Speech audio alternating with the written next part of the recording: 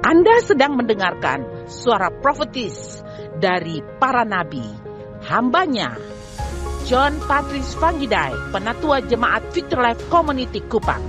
Dengarkanlah dan lakukanlah perintah Tuhan melalui para nabi, maka engkau akan berhasil. Selamat mendengarkan. Puji Tuhan.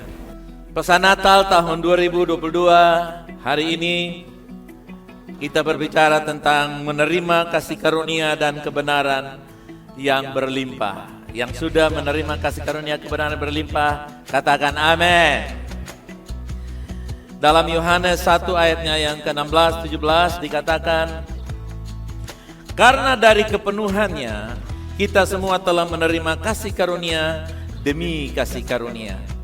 Sebab hukum Taurat diberikan oleh Musa, baca bersama saya 2, 3 kuat. Tetapi kasih karunia dan kebenaran datang oleh Yesus Kristus. Kristus datang dengan membawa 2 hadiah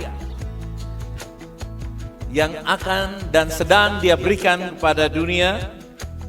Sementara Musa membawa, dikatakan Musa membawa Taurat. Tapi Yesus datang dan di kedua tangannya ada righteous, ada kebenaran, dan di tangan yang lain ada anugerah atau kasih karunia. Kita melihat di sini ada 2 perbedaan yang sangat jelas dari kedua tokoh ini. Musa membawa, artinya Musa menerima sesuatu dari Tuhan, Taurat, lalu dia bawa, dia kasih. Ini manusia, silakan kamu terima, kamu mau apakan, terserah, mau lakukanlah. Itu adalah tugasmu. Saya hanya the lawgiver, saya hanya pemberi hukum. Tetapi Alkitab berkata, Yesus datang dengan membawa, ini perbedaannya. Yesus not only send, bukan hanya kirim, tapi he came with him. Dia datang bersama dengan dia. Ada 2 tadi, apa dan apa? Kebenaran dan kasih karunia. 2 gift ini, dia datang dan dia membawa kepada manusia. Dan bukan saja menyerahkan kepada manusia, tapi dia bersama-sama dengan manusia penerima kebenaran dan anugerah itu. Dia tinggal bersama-sama dengan manusia, bersama-sama dengan manusia, menyaksikan kebenaran dan anugerah, kebenaran dan kasih karunia itu beroperasi dalam diri manusia. Bila ada masalah, dia intervensi, dia bisa kasih jalan keluar. Kenapa? Karena dia bukan sekadar lawgiver, bukan sekadar pemberi hukum, tapi dia datang dengan membawa. Katakan, datang dengan membawa. Nah, artinya dia tidak hanya sekedar menyerahkan kepada manusia, lalu manusia atur semaunya, tapi dia temani manusia sebagai ibarat mentor. Dia melatih, mendampingi manusia, sehingga manusia dapat hidup di dalam kebenaran dan beroperasi di dalam kasih karunia, demi kasih karunia yang Yesus bawa. Kasih karunia atau anugerah adalah agenda utama Yesus datang ke dunia. Ini adalah agenda Tuhan yang telah ada sebelum dunia ada. Tuhan sudah rancangkan satu kali dia akan datang dan dia membawa pemberian itu. Nah, kita berkata, di mana dosa meningkat, kasih karunia sangat melimpah di area itu. Ini adalah kabar baik yang telah disalahpahami oleh banyak orang di zaman Rasul Paulus menulis ayat-ayat ini. Tapi sebenarnya ini adalah prinsip pemulihan yang Allah berikan kepada manusia, di mana Yesus menjadi korban kesalahan. Bukan sekedar korban, tapi korban yang sempurna, sehingga manusia dapat menerima pemulihan dari apa yang hilang dari manusia, yang tentu penyebabnya karena dosa. Jadi dalam hal ini dari Yohanes 1 ayat 16-17, kita bisa mengambil beberapa pengertian awal untuk mendasari kita adalah ini. Kekristenan adalah penerima kasih karunia dan kebenaran. Kristen bukan sekedar sebuah agama, tapi Kristen adalah apa umat Tuhan? Penerima kasih karunia dan kebenaran. Saudara yang Kristen katakan, saya penerima kebenaran dan kasih karunia. Come on. Yes. Ya, kita adalah penerima apa yang Yesus bawa. Menerima apa yang Yesus bawa, bukan yang diberikan oleh Musa. Kemudian, karena kita menerima, maka kita memiliki persekutuan pribadi dengan Tuhan. Karena dia datang dan dia membawa, tidak mengirim, tapi dia membawa, maka ada relasi. Kita bukan hanya seterima karunia, kasih karunia atau anugerah dan kebenaran, tapi kita menerima bersama-sama dengan orang yang membawa itu, saudara kekasih. Haleluya. Dulu Taurat Musa bawa, Musa bilang ini terima. Musa pulang. Musa hanya dengan berita. Oh, ada gagal di sana, ada berhasil di sana. Tapi Yesus kali ini dia datang, kita sebagai penerima dan sekaligus tidak terpisahkan antara kebenaran kasih karunia di dalam Kristus itu tidak bisa dipisahkan. Kristus adalah kasih karunia, kebenaran adalah Yesus sendiri. Amen. Nah, inilah rahasianya. Dia datang dan manusia menerima dia dengan membangun living relationship, hubungan yang hidup. Katakan hubungan yang hidup.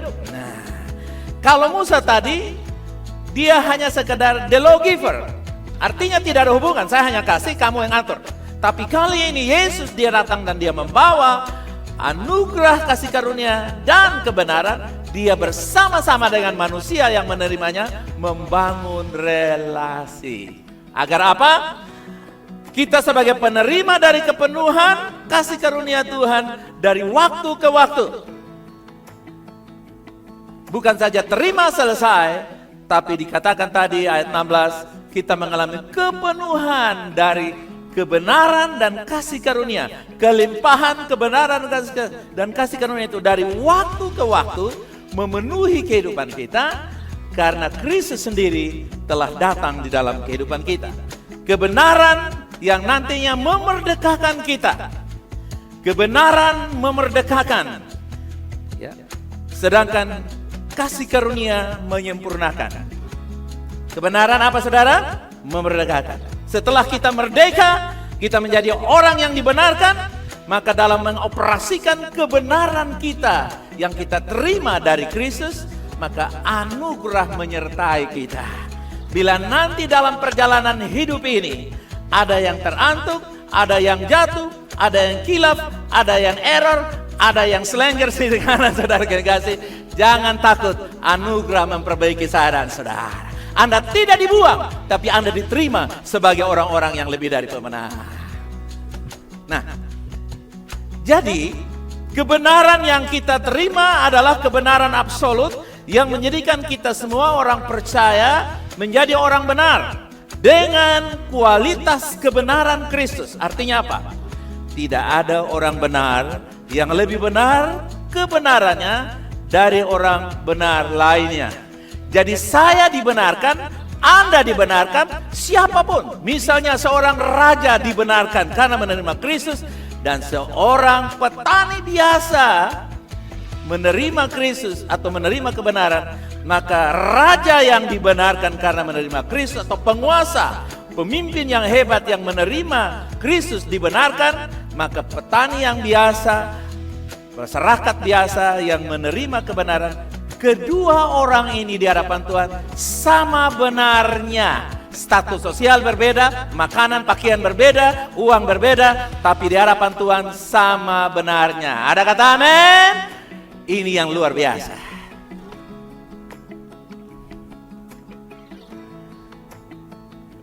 Tidak ada orang yang lebih benar. Bilang di kiri kanan, kita sama-sama orang benar. Katakan. Nah. Dalam konteks kebenaran, semuanya orang apa saudara? Orang benar. Tidak ada yang dia lebih benar sekali dari saya. No. Sama orang benar. Sementara kasih karunia bekerja dalam diri orang percaya untuk apa? Menjadikan orang benar-benar merdeka dan diubahkan menjadi sempurna seperti Kristus. Kristuslah yang bekerja dalam anugerahnya yang menyempurnakan. Dia membenarkan dan dalam proses dia menyempurnakan. Haleluya. Itulah saudara yang kasih, berita yang sangat-sangat penting yang harus kita renungkan ketika kita bicara soal bagaimana Christmas atau Natal itu. Apakah kita senang hidup bersama dengan orang yang selalu mencari kesalahan kita? Apakah kita senang hidup dengan orang yang senang mencari kesalahan kita? Saya bicara ini para suami, para istri yang sudah berkeluarga pasti paham. Apakah kita senang beristri yang selalu mencari kesalahan kita? Apakah kita senang bersuami yang selalu mencari kesalahan kita? Tidak ada yang mau, bukan? Itu akan menimbulkan problem dan ketidakbahagiaan walaupun mereka tinggal dalam kemewahan. Demikian pula saudara yang kasih, anugerah atau kasih karunia yang berlimpah-limpah diberikan bersama dengan kebenaran untuk apa? Mendewasakan kita bersama-sama agar kita semua masuk di dalam kekekalan. Saudara yang kasih, kebenaran diberikan bukan untuk menghakimi kita. Anugerah diberikan bukan untuk menghakimi kita, menghukum kita, menuduh kita. Seperti seseorang yang selalu mencari kesalahan kita, dan itu sangat tidak enak. Betul ya saudara? Demikian saudara yang kasih, kebenaran dan anugerah diberikan bukan untuk menghukum kita, bukan untuk mencirirak kita, bukan untuk menyatakan bahwa kita ini paling salah, paling brutal, paling hina. Paulus memang berkata, aku yang dulunya paling berdosa, paling bejat, paling hina, saya penganiaya jemaat, akulah yang paling ganas. Tapi dikatakan, aku telah dikasihani. Tentu sama dengan saudara, kita juga seperti Paulus berkata, saya telah dikasihani. Amin. Karena kita telah dikasihani, maka semua kita mendapatkan peluang yang sama. Untuk apa? Dimentor, dibimbing, dituntun oleh anugerah kasih karunia ini, agar kebenaran yang di dalam kehidupan kita ini bukan saja absolut, tapi dia punya kualitas. Dengan kata lain, kita orang benar yang berkualitas karena kita menghidupi kebenaran itu di dalam hidup kita. Amin. Itu bukan karena kuat dan kekuatan kita, tapi anugerah yang berlimpah yang diberikan secara cuma-cuma pada waktu kita menjadi percaya. Ada kata amin yang luar biasa, come on. Nah, umat Tuhan, Roma pasalnya yang ke-10 ayat 2 dan 3 berkata, sebab aku dapat memberi kesaksian tentang mereka bahwa mereka sungguh-sungguh giat untuk Allah, tetapi apa? Tanpa pengertian yang benar. Sebab oleh karena mereka tidak mengenal kebenaran Allah, dan oleh karena mereka berusaha untuk apa? Mendirikan kebenaran mereka sendiri, maka mereka tidak takluk kepada kebenaran Allah. Pada zaman Paulus menulis surat ini, ada orang-orang yang mencoba untuk menegakkan kebenaran mereka sendiri, dan mereka mau menganiaya Paulus. Makanya dia menulis ini, mengingatkan pada orang di Roma bahwa ada orang-orang yang menganggap bahwa mereka punya kebenaran sendiri. Dia establish their own righteous. Mereka membangun kebenaran mereka sendiri. Karunia kebenaran tidak akan membuat seseorang memiliki sikap lebih suci dari orang lain, tetapi membuat seorang bersyukur dan rendah hati untuk menerima hadiah gratis atau free gift. Kasih karunia yang diberikan kepada kita semakin membuat kita rendah hati. Kita tidak bisa akan menjadi sombong karena semuanya adalah pemberian. Namanya juga free gift, hadiah gratis. Nggak ada yang bisa bilang, oh saya punya jasa. Tidak, semuanya mendapatkan hal yang sama. Nah umat Tuhan, Galatia 1 ayat 6, di sini Paulus menjelaskan kepada orang-orang Galatia bilang begini, aku heran bahwa kamu begitu lekas berbalik daripada Dia yang oleh kasih karunia Kristus telah memanggil kamu dan mengikuti apa saudara? Suatu Injil lain. Apakah Injil lain? Injil lain adalah Injil yang datang dari buatan kebenaran sendiri. Nah, itu yang menyesatkan orang-orang Galatia. Injil berarti kabar baik. Injil kasih karunia adalah kasih karunia Kristus yang diberikan kepada kita dengan tidak memperhitungkan kesalahan kita yang seharusnya kita tidak layak, tapi diberikan kelayakan. Kasih karunia artinya kita menerima apa yang tidak layak kita terima. Yang seharusnya kita binasa, yang seharusnya kita dimurkai, harusnya kita dikutuk. Tapi karena kasih karunia dikaruniakan kepada kita, maka terlepaslah kita bebas dari kutukan, aniaya, kebinasaan. Kita tidak layak menerima semua yang baik, tapi kasih karunia melayakkan kita untuk menerima semua yang baik yang Tuhan berikan di dalam kasih karunia. Makanya saudara yang kasih, orang-orang Galatia sedang melakukan hukum Taurat setelah mereka menerima Injil kasih karunia, di mana mereka disesatkan oleh pengajaran yang masih mempercayai bahwa sekalipun sudah menerima Injil kasih karunia, mereka harus melakukan Taurat agar mereka berkenan kepada Tuhan. Makanya Paulus bilang, aku heran, I wonder about you, oh Galatians. Saya heran dengan kamu orang-orang Galatia, kok kamu bisa you follow after other gospel. Kamu ikut Injil yang lain. Aku sudah kasih tahu kepada kamu, the gospel of the grace, Injil kasih karunia. Coba katakan, Injil kasih karunia. Ya. Aku sudah katakan kepada kamu, sudah beritakan kepada kamu, tapi kenapa kamu disesatkan lagi sambil percaya Yesus Sang Juru Selamat, tapi kalian masih percaya Taurat? Itulah yang sebabnya Paulus menerangkan kepada mereka. Nah, kalau kita perhatikan baik-baik, Rasul Paulus tidak pernah menyebut orang Galatia itu orang kudus. Padahal di Galatia itu ada buah-buah roh, betul ya saudara? Ada 5 buah, ada 9 buah roh, ada 9 karunia. Mereka beroperasi luar biasa. Tetapi Paulus tidak pernah menyebut orang Galatia itu orang kudus, sementara orang di Roma itu banyak dosanya. Dosa yang sangat mengerikan. Dikatakan laki-laki berhubungan dengan laki-laki, perempuan dengan perempuan. Mereka meninggalkan hubungan yang normal, datang ke hubungan yang abnormal. Ngaco hidup mereka. Tapi kenapa mereka yang dalam keadaan yang berdosa seperti itu, di Roma, Paulus bilang, you the saints of God. Kamu orang Roma, orang kudusnya Allah. Kenapa? Karena perbedaannya di sini. Orang Galatia tidak bisa mengalami kekudusan karena mereka percaya kekudusan itu by doing. Tetapi orang-orang di Roma, mereka berdosa. Tetapi mereka percaya kekudusan itu by receiving, dengan menerima. Saudara mengerti sampai sini? Orang Galatia berkata the doer. Mereka mau menjadi pelaku, pembuat kebenaran. Tapi Roma, mereka bukan pelaku. Katakan, saya penerima kebenaran. Haleluya. Makanya Paulus bilang, you Romans, you the saints of God. Kamu orang-orang kudus. Bukan karena perilaku mereka, tapi karena mereka menerima pemberian kebenaran. Haleluya. Tangkap sampai di sini umat Tuhan. Amin.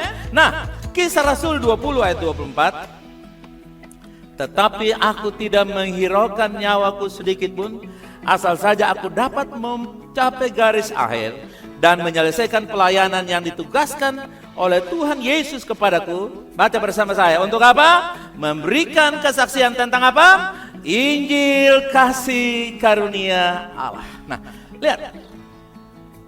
Injil kasih karunia Allah, yaitu kasih karunia. Bukan hanya sebuah topik atau kurikulum, tapi kasih karunia itu adalah Injil yang adalah gambaran tentang karya-karya Kristus. Kabar baik dari Injil itu adalah Kristus memberikan dirinya sebagai kita yang berdosa, dan kita menerima apa yang selayaknya kita tidak menerima. Karena Yesus sudah mati sebagai kita, maka kita menerima apa yang selayaknya kita terima. Itu yang namanya apa? anugerah. Penerima anugerah, katakan amin. Ya. Nah, umat Tuhan, Ibrani 10, 1 dan 2 menjelaskan lebih dalam lagi. Perhatikan, di dalam hukum Taurat hanya terdapat bayangan saja dari keselamatan yang akan datang. Oke? Dan bukan hakikat dari keselamatan itu sendiri. Karena itu dengan korban yang sama, yang setiap tahun terus-menerus dipersembahkan, hukum Taurat tidak mungkin menyempurnakan mereka yang datang mengambil bagian di dalam. Kita nggak bisa sempurna karena Taurat. Ayat yang kedua, sebab jika hal itu mungkin, pasti orang tidak mempersembahkan korban lagi, sebab mereka yang melakukan ibadah itu tidak sadar lagi akan dosa setelah disucikan sekali untuk selama-lamanya. Mereka tidak bisa begitu. 1 tahun mereka datang, tahun depan lagi datang. Karena mereka hanya melakukan korban yang dipersembahkan, yang diambil dari binatang. Jadi Paulus berkata, jika kebenaran dapat datang melalui Taurat, maka tidak akan ada lagi memiliki kesadaran akan dosa. Tetapi kebenaran yang senantiasa memerdekakan mereka, yang membebaskan. Ternyata dari Taurat tidak ada kebenaran yang dapat Taurat hanya memberikan alasan-alasan dan mempertegas bahwa manusia gagal dan berdosa. Karena itu Paulus menerangkan bahwa kita harus menerima kasih karunia yang berlimpah-limpah karena karya Kristus, bukan karena Taurat yang datang dari persembahan dari lembu, kambing dan domba, tapi dari Yesus yang adalah anak domba Allah yang sempurna. 2 Korintus 5 ayat 21, Dia yang tidak mengenal dosa dibuatnya menjadi apa? Dosa. Karena siapa? Karena kita. Supaya apa? Di dalam dia, sebutkan nama saudara. Supaya di dalam dia, siapa dibenarkan? Saya dibenarkan oleh Allah. Lihat. Di dalam Yesus, in Him, not knowing about sin. No sin in Him. Di dalam dia tidak ada dosa dan dia tidak tahu dosa sama sekali. But He became sin as us. Katakan, dia dijadikan dosa sebagai saya. Katakan. Itu artinya apa? Sama seperti saya berdosa, Yesus dijadikan dosa as Christ. Sama persis. Saudara bisa tangkap sampai di sini? Dia yang tidak mengenal dosa dijadikan apa? Dosa. Di dalam dia ada kebenaran, tapi kita ganti. Sekarang katakan, di dalam saya ada kebenaran. Karena ketidakbenaran saya ada dalam Kristus.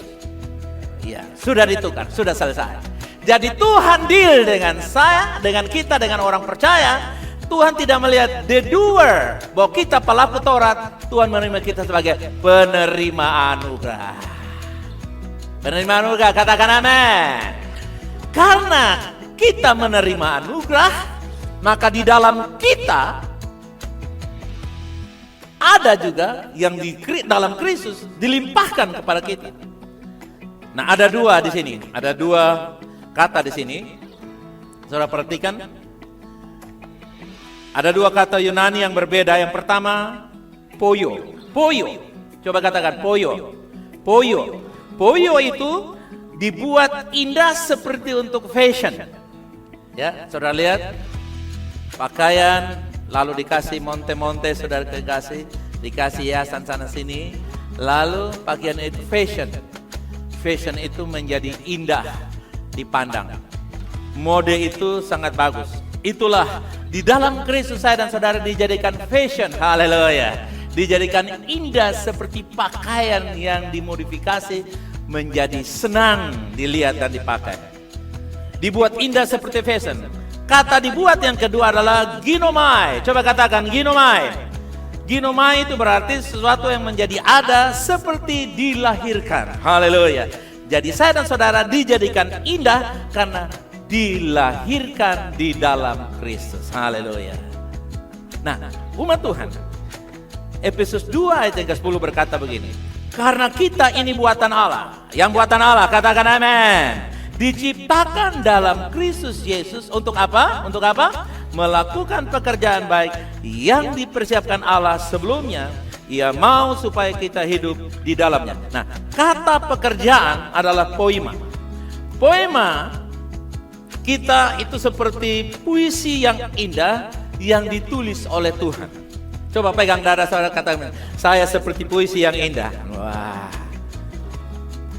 Kita bukan orang-orang yang gagal, yang percaya katakan amin. Kita bukan orang-orang yang tertuduh kalah, kehilangan dari rencana Allah. Kita bukan lagi orang-orang yang terbuang, tersingkir. Dunia membuang kita, tapi Tuhan mengangkat kita, jadikan puisi yang indah di tangannya. Jangan pernah kecewa dengan keadaan masa lalumu, karena Tuhan menjadikan engkau indah. Haleluya. Ini yang harus dilihat. Paulus sudah melihat ini. Sehingga walaupun aku terpuruk, aku yang paling ganas, aku yang paling hina, aku yang paling berdosa, tapi dalam Kristus aku dijadikan puisi yang terindah. Aku bukan lagi cemooh, masa depanku suram, aku tidak punya pengharapan, aku gagal, aku dihinggapi oleh penyakit. Tidak. Anda dan saya menjadi puisi yang indah. Tuhan berkata, Anda diberkati, Anda sukses, Anda bebas dari penyakit. Perjalananmu tambah hari tambah terang hingga rembang tengah hari. Come on. Anda tidak kejar berkat, berkat mengejar Anda. Haleluya. Ini adalah rencana Tuhan untuk saya dan saudara. Saudara lihat, Tuhan jadikan indah. Coba lihat di kiri kanan, katakan, engkau puisi yang indah. Wah.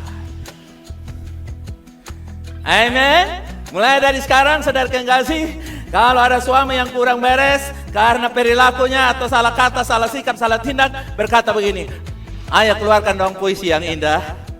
Amin saudara. Amin. Kalau ada istri yang mungkin kurang berkenan di hati suami, jangan keluarkan yang lama-lama, tapi katakan, ayo dong mam, keluarkan puisi yang paling indah. Saudara yang kasih, Tuhan tidak pernah melihat keterpurukanmu. Yang lama sudah berlalu. Tuhan tidak menyimpan masa lalumu. Tuhan hanya menyediakan masa depan. Haleluya. Amen. Jadi kita mendorong, ayo keluarkan. Ayo VLC, keluarkan puisi yang terindah dari hidup kalian, saudara. Amen. Keluarkan puisi yang terindah dari semua pekerjaan saudara. Ibarat puisi yang indah.